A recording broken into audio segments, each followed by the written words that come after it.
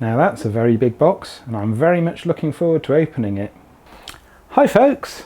Well, as you can see, I've been sent a thing, and the thing I have been sent is courtesy of these people, Reichelt. They're trying to put their name about a bit more, they're trying to push themselves, and I'm all in favour of supporting them. And I'm not just saying that, I do actually buy things from them myself, so there's the most recent invoice.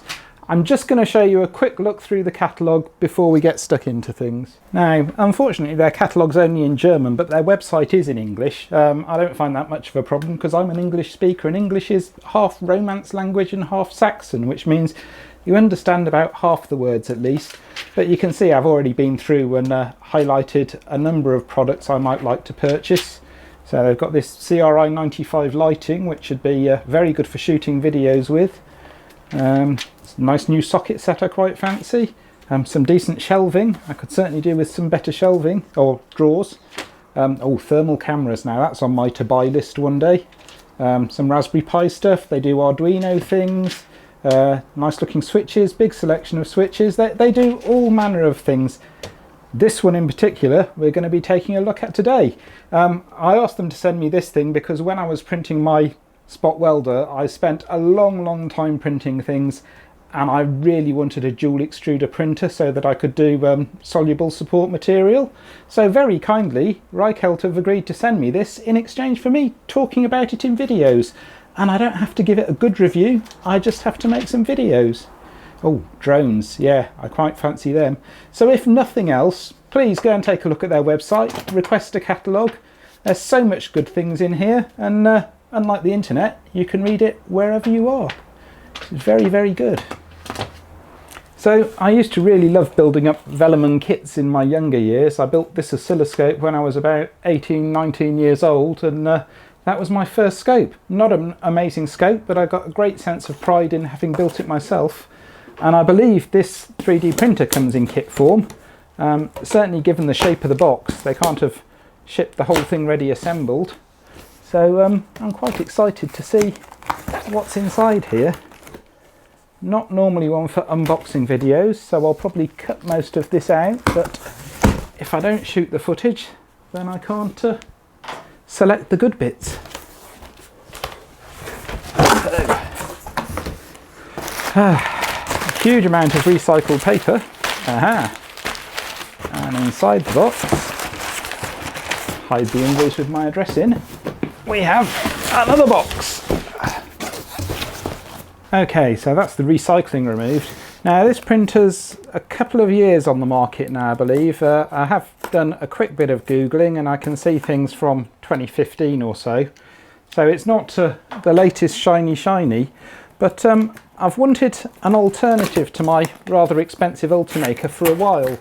Because although the Ultimaker's a very good solid printer, it does lack dual extruder support.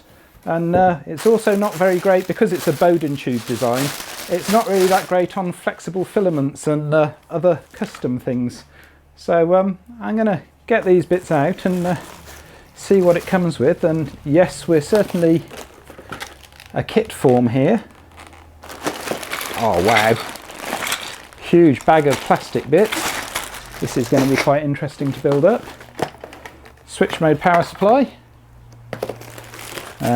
Build plate, a huge bag of nuts and bolts.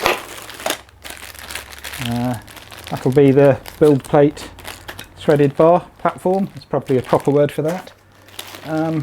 Lots and lots of wires, stepper motors, bearings, many bearings. So I've read mixed opinions of this printer online. It seems people who get it working say it's great. People say it takes quite a lot of fine-tuning to get it set up just right, and going to be interesting to find out. And the rest of the box is more bits of laser cut acrylic that form the sides, and some heavy rods that I guess are where the where the extruder runs up and down on them. So I'm going to have a quick look through the instructions and see what's involved in putting this together, and I guess I'll make a start, and you'll probably get to see it all in some form of time lapse because I suspect this is going to keep me busy all evening. starting to have a look through the instructions on this thing, and the first thing I see is the actual assembly instructions are a download online, and the rest of this manual is then just the same details in a variety of different languages. So I'll get those downloaded. The URL in the manual was incorrect, but I found it fairly easily on the same website. I guess they've moved things around, but the assembly instructions certainly look pretty comprehensive, giving a good rundown of all the bits that you require. There's a thing for the tools you require, which I don't have all of these tools. I don't have snap ring pliers, but I'm quite creative and have lots of other pliers, so I expect I'll be alright. And this is going to take me a good few hours to put together. Might have to clean a bit of space on the desk for this, but certainly top marks for the detailed instructions. The only downside I've found on this is that the download as PDF function on their website doesn't seem to work, so I'm either going to have to print the web pages or just work off a computer, which is what I think I'll do.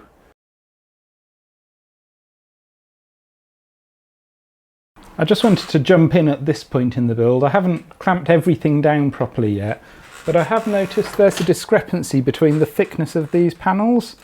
So the front and back panels are just over 4mm. The side panels are 4.2. So it's not a huge discrepancy, but there is 0.2 of a millimetre difference between them. Now this is causing me a problem with these clip-on pieces at the side, because whereas on the front it's not a problem at all, but these sides have been extremely tight to get on, and there's a bit of bowing out on these two side panels because of it. I'm going to work on the assumption that that's how it's supposed to be, and that there's going to be extra beams and things that'll go in and take out this squishiness, but certainly seems a bit strange that they'd be two different thicknesses. And no matter what I do, no matter how hard I press, I can't quite get these clips to line up perfectly. But I'm going to press on and put some more bolts in anyway, because I'm probably a good 3/4 of an hour into this so far, and only just got it starting to take shape. Okay, on to the first problem I've found. This bit doesn't line up, and I think it's because I've got this side panel on back to front. So, time to take the bolts out.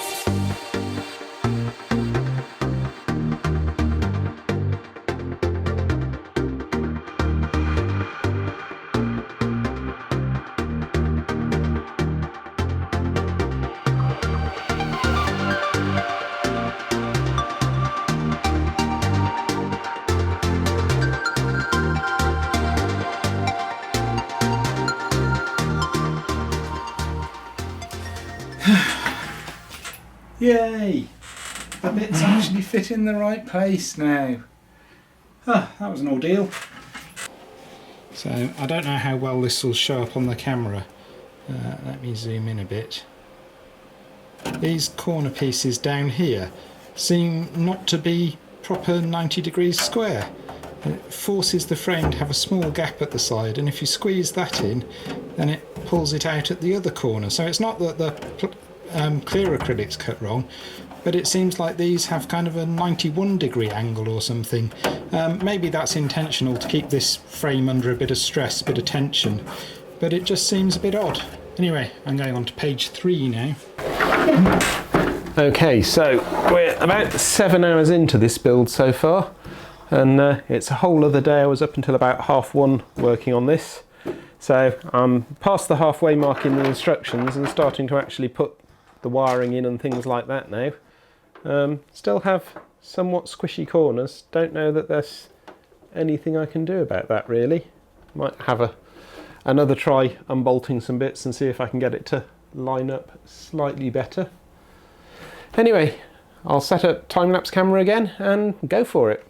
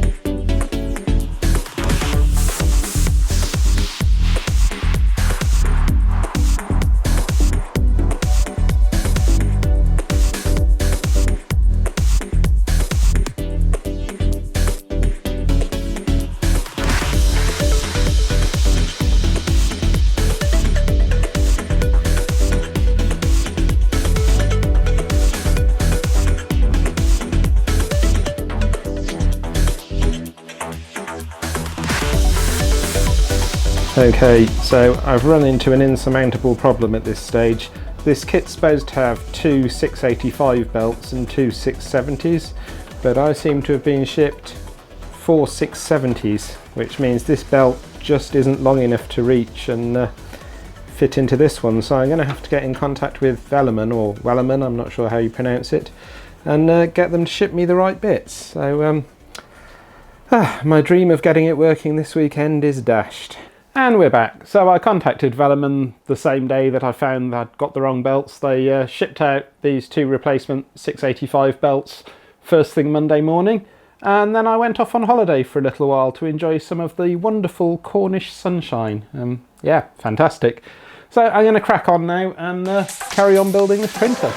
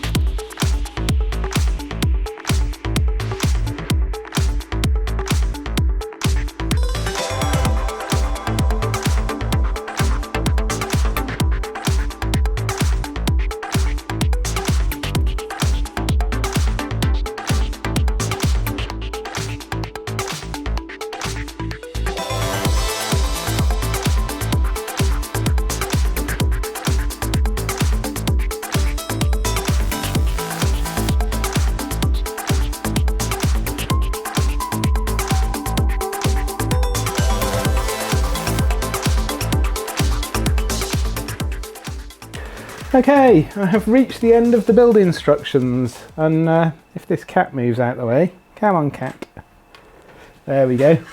So, what do I think so far, having never actually printed anything? There's a lot I like about this printer. It's quite clearly, or maybe not clearly, but it's very much a clone of my current Ultimaker 2 in terms of the setup of these bars at the top, the way the belts travel, the way the end stops work. All of kind of the actual assembly of it seems to be very much a clone of the Ultimaker 2, which is no bad thing at all. The Ultimaker 2 is a very good printer. The spool holders are superb. They're a big improvement on the Ultimaker's one, which is kind of squeaky and creaky quite a lot of the time. But I really like these bearing supports. They're very, very good indeed. Using standard, I think they're NEMA 17 stepper motors, which is same as the Ultimaker. Generally speaking, it's quite a good kit to build. I have enjoyed building it. There's a few things I want to call out though. These side panels, reading up in the past, there used to be a problem with the side panels kind of sagging and bowing when there were spools on. So I think what Velleman might have done is thicken up these side panels slightly, but not change these black plastic clamps in the corner, these clips in the corner. And they're a real pain. I struggled with those for many hours. They just don't quite fit right, and they need quite a lot of force to get them into place. I spent hours and hours fiddling around with these things. I've taken it to pieces, put it back together again. For the most part, I managed to get all the bowing out by kind of clamping it, holding it, squeezing it. There's one bit at the back corner here that's still bowing a bit, but I don't think it's actually going to cause a problem with anything because all the stresses are actually in different directions to that bow. But we'll find that out when we actually print things. Out of the box, the contrast on the screen is absolutely terrible, and I can barely read that. I had a quick flick through the settings menu and I haven't found any way to set that to anything different yet, but the instructions do say I probably need to change the firmware because I don't have the second extruder attached yet. So yeah, overall quite a good kit. Some bits are extremely fiddly though. There's so many of these little M5 by 12 nut bolts with nuts on. I found I didn't mind to begin with, but you've got to do about 100 of them with an Allen key and a spanner, and a lot of them are in very hard to get to locations where you can't see what you're doing. It would have been nice for a few more captive nuts in this thing. They make life so much easier, particularly the bolts on the back of these end caps here, because the bolts need to go in inside behind the bar, and even with tweezers and pliers it was extremely fiddly getting them into place. Anyway, that's it built. I'm going to read some more instructions now, see if I can do a firmware update, and see if I can actually print something, or at least get it to start. Okay, I found the fix to the contrast problem. There's a little trimmer pop buried behind this little hole on the front, and that lets you actually adjust the contrast on the display. Okay, so I've been through the firmware update process and got this configured now for just a single extruder. I've done the bed leveling thing and put a very slight gouge in the tack build surface, but I'm not too worried about that. It is very slight. So I'm going to try my first print, and this is using Ice Filament's Cunning Clear Flexiglass. I got this stuff because it claims to be fire retardant. And given the number of electrical things I put inside these 3D printed boxes, it seems sensible to me if I had one that wasn't going to catch fire. So I'm going to try and load the filament for the first time and see what happens. Oh, there we go. We've got our first filament squirting through. Well, as you can see, I've got my first print job going on. I'm not sure it's all set up right, because I'm not sure it's got the right settings in Cura, so it might still be set for a 0.6mm nozzle that my Ultimaker uses. But it is printing, and it seemed only fitting, as the first thing I printed on my Ultimaker was a little whistle. I'd try the same thing here. So we'll see how it gets on. We seem to actually be lifting off this build tack surface already. So I'm not sure this will succeed, but we'll leave it. In fact, it's definitely lifting off the build tack there. It's not sticking at all well. I might try some Kapton on top of that, because that's going to fail. Probably doesn't help that I'm not using the recommended PLA with this to begin with, but yeah, that's definitely going to fail. Okay. So as you can see, even on Kapton tape, we're very much failing on our bed adhesion here. So I'm going to have to order some other materials to actually test this properly. I kind of made the foolish assumption that the kit had come with at least a few meters of PLA or something to get started with, but quite clearly it doesn't, so I am not doing well with this Flexiglass filament at the moment. Okay, I'm giving this just one more try using the white ABS Verbatim brand, which annoyingly the hole's about 0.5 mm too small to fit on the spool holder. But this is looking more encouraging. We're on to about layer 10 now and we still haven't peeled up yet.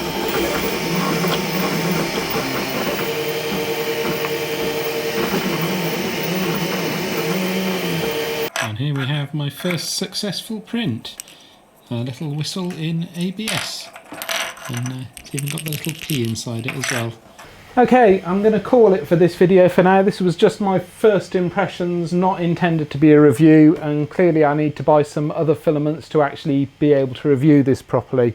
In the future, I have big plans for this thing. Reichelt sent me this printer just to have a look at and to review for free. However, I have also spent a whole bunch of my own money getting the dual extruder upgrade kit for it. I've dropped a bunch of money on some Ninja Flex, so 1.75mm diameter. I've got some of this soluble Innofill stuff, which I ordered from Reichelt. I've got some ABS to try out how it does on that. And at some point in the future, I've also bought a heated bed that I need to work out some kind of thermocouple or something like that to actually control this, and a bit of extra electronics. So in the next few videos, well, I'm going to review this thing first once I get some decent filament for it. then add the dual extruder kit to it, try out some printing with soluble materials, and then finally I'm going to add in the heated bed for it as well. And that'll be it for this, and then I can actually get on with some projects. So anyway, I want to send another big thank you out to Reichelt for sending me this printer. It's wonderful that they're supporting me with my little projects. If you enjoy watching my videos or projects, please go and check their website. I'll try and use one of the new YouTube card things and put a link there. So thanks for watching, folks, and see you next time. Bye.